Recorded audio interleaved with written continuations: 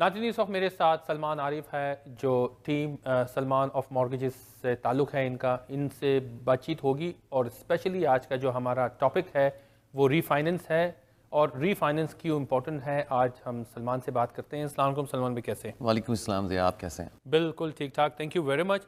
सलमान भाई, ये जो रीफाइनेंस है ये एक बहुत ही इम्पोर्टेंट टॉपिक है और बहुत से लोगों को शायद इसकी जो डिटेलिंग है उसके बारे में इतना नहीं पता है।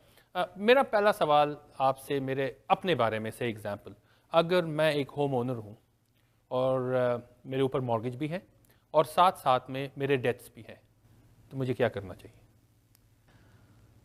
बहुत अच्छा सवाल है और आई होप कि जितने भी व्यूअर्स हैं आपके, जितने भी आपके प्रोग्राम को देखते हैं, जो फॉलो करते हैं, उनको एक बहुत वाइड ब्रीफ इंट्रोडक्शन मिल जाएगा रीफाइनेंस के बारे में। अगर आपके पास मॉर्गेज है, आप मॉर्गेज दे रहे हैं और साथ में आपके पास डेट्स भी हैं जो आप प्रॉबली उसमें पेमेंट्स कर रहे हैं, मिनिमम पेमेंट्स कर रहे हैं, जो कि एंडिंग अप होता है इंटरेस्ट ओनली पेमेंट के ऊपर, कि आपके पास अगर $20,000 के डेट्स हैं तो आप उसकी इंटरेस्ट ही पे कर रहे होंगे और जो $20,000 है वहीं पर मौजूद होगा। एक्चुअल अमाउंट वहीं पर है। सो अगर आप उसको रीफाइनेंस करते हैं, अपनी प्रॉपर्टी में से अगर इक्विटी मौजूद है और उस इक्विटी में, और हमेशा कोई ना कोई ऑप्शंस अवेलेबल होता है, राइट? अगर आप अपने घर से रीफाइनेंस करके वो पैसे निकाल कर डेट्स पे ऑफ कर देते हैं तो आपका डेट्स ये क्लियर हो जाएगा और जो मॉर्गेज का इंटरेस्ट रेट है वो क्योंकि वेरी लो है, उसमें जो अमोर्टाइजेशन पीरियड है वो भी 30 to 35 ईयर्स स्ट्रेच कर सकते हैं हम, तो उसकी पेमेंट्स बहुत लो होंगी और आपके पास मज़ीद कैश फ्लो बढ़ जाएगा जो कि आप टूवर्ड्स योर इक्विटी पैसे डाल सकते हैं, राइट? अब उसमें सम टाइम ऐसा होता है कि क्योंकि आपके ऊपर डेट्स ज़्यादा हो जाते हैं, और अगर आप स्टैट्स आके देखें तो मोर देन 50% लोग ऐसे हैं जिनके पास घर भी है, उसमें इक्विटी भी है और उनके ऊपर डेट्स भी हैं और वो डेट्स पे किए जा रहे हैं और वो कोई स्टेप आगे ले ही नहीं रहे कि हम इस डेट्स को क्लियर कैसे करें, हमारे पास ऑप्शंस क्या हैं, उनको पता ही नहीं है। सही। सो सम टाइम ऐसा होता है कि क्योंकि डेट्स का लेवल आपका ऊपर होता है तो आपका क्रेडिट रेटिंग नीचे आती रहती है। अच्छा। फिर ये क्वेश्चन होता है कि जी हमारा क्रेडिट स्कोर लो है तो हमें ए लेंडर जो कि टियर 1 बैंक है वो मॉर्गेज देंगे नहीं, हमें बी लेंडर की तरफ जाना पड़ेगा। वो भी उनके लिए अगर आप नंबर्स कैलकुलेट करेंगे तो एट दी एंड उनके लिए प्लस में नंबर्स ही आएंगे कि वो ending up paying less amount होंगे जो कि अगर वो पे कर रहे हैं अपने क्रेडिट कार्ड्स के या क्रेडिट लाइन के डेट्स के अंदर। ठीक है। इस सूरत में हम क्लाइंट्स को सजेस्ट ये करते हैं कि आप शॉर्टर टर्म ले लें। अगर आप फॉर एग्जांपल 3% या 2.79 आज की डेट में जो रेट चल रहा है, अगर आपको वो नहीं मिल रहा और आपको 4% के ऊपर मिल रहा है तो आप 1 साल की टर्म ले लें और 1 साल की टर्म पे अपने एटलीस्ट डेट्स पे ऑफ कर दें, तो जो वहाँ इंटरेस्ट ओनली पेमेंट दे रहे हैं वो देने से आप बच जाएंगे और उसमें जो कैश फ्लो आपका बचेगा उससे आप अपनी प्रिंसिपल में अमाउंट और डाल सकते हैं और 1 साल के बाद उसको स्विच कर दें किसी भी टियर 1 बैंक पे, और 1 साल is maximum amount.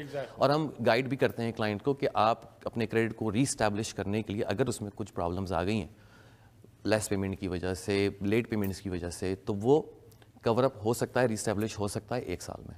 So it's very important. तो जैसे आपने कहा कि जी रीफाइनेंस आप करके अपने डेट्स को पे करें, लेकिन बहुत से ऐसे व्यूअर्स हमें देख रहे हैं जिनके शायद डेट्स नहीं होंगे लेकिन इतनी इक्विटी है घर के अंदर, तो उसके साथ क्या किया जाए?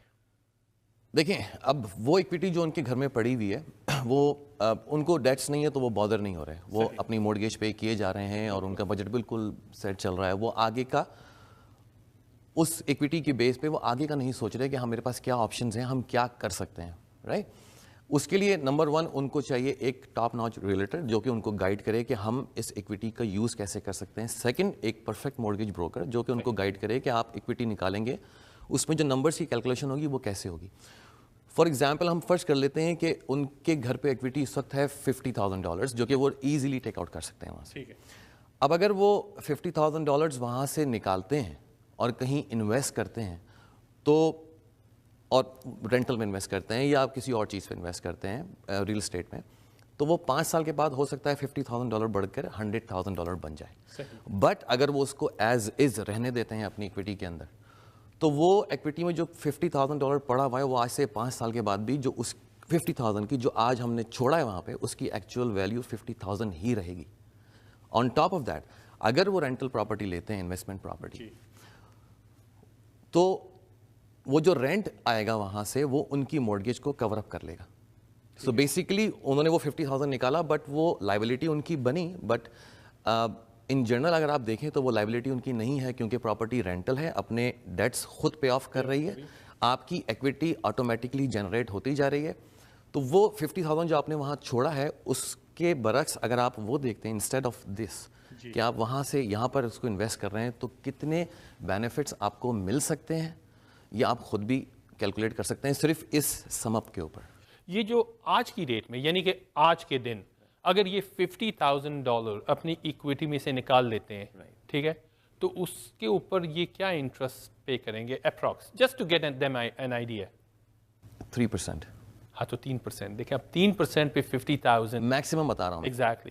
اگر آپ ٹورانٹو ریئل اسٹیٹ کو ہی صرف دیکھ لیں, جو انکریز وہ جنریٹ کرتے ہیں ایوریج, وہ بھی 5% سے زیادہ ہے.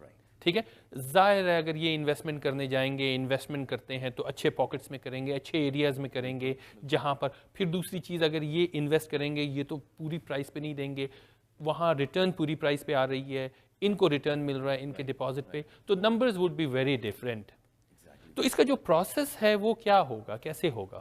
اس کا کوئی خاص پروسیس نہیں ہے, آپ آ کر مشورہ کریں. اچھا, پراپرٹی کی ویلیو کیا چل رہی ہے آپ کی اس ایریا میں جہاں آپ رہ رہے ہیں, اور آپ کے اوپر مورگیج بیلنس کتنا ہے, کتنا روم اویلیبل ہے, آپ کتنے پیسے اس میں سے ایزیلی نکال سکتے ہیں, اس کی پیمنٹس کیا بنیں گی. پھر اگر وہ پراپرٹی جہاں آپ دیکھنا چاہ رہے ہیں, جہاں آپ سجیسٹ کرتے ہیں کہ یہاں پر آپ لے لیں پراپرٹی, وہاں پر رینٹل کیا چل رہا ہے, اس رینٹل کی بیس کے اوپر ان کے کیا بجٹ کیلکولیٹ ہوگا, اس میں ان کو اپنی جیب سے نہیں دینا یا دینا ہے, تو ساری چیزیں بلیک اینڈ وائٹ میں کلیئر ہو جائیں گی ان کے سامنے اور آپ کے سامنے, اور آپ ان کو سجیسٹ کر سکتے ہیں کہ جی اس پراپرٹی میں نہ جائیے, اس پراپرٹی پہ جائیے, تو آپ کی ایکویٹی اور ہیزل نہیں ہوگا آپ کے مائنڈ کو, رائٹ, اور پیسفلی ساری چیزیں ہوں گی. سو اٹس بہت ساری چیزیں ہیں, لیکن ان کو اسٹیپ لینا کیا پڑے گا کہ آگے مشورہ کرنا پڑے گا. یہ جو آپ کہہ رہے ہیں, اگر اس کو میں تھوڑا سا سم اپ اس طرح کروں, آپ یہ بتانے کی کوشش کر رہے ہیں جو ہائی ڈیتھ ہے 18% ایگزامپل, اس کو آپ نے اٹھا کے 3 پہ ڈالنا ہے,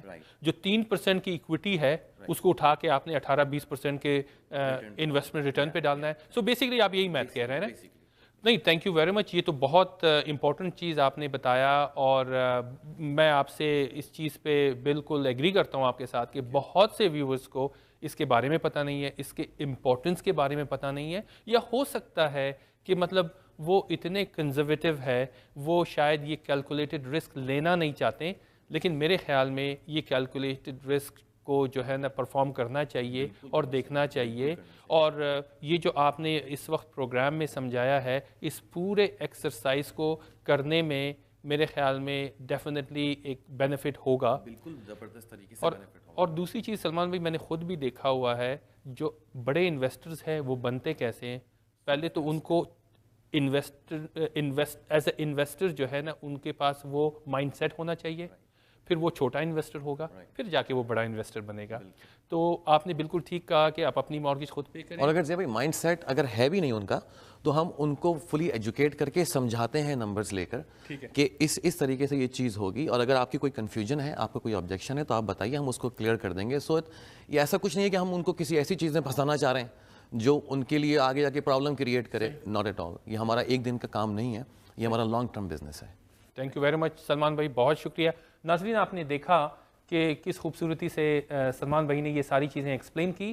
یہاں سے ہم چلتے ہیں بریک کی طرف, ہمارے ساتھ رہیے.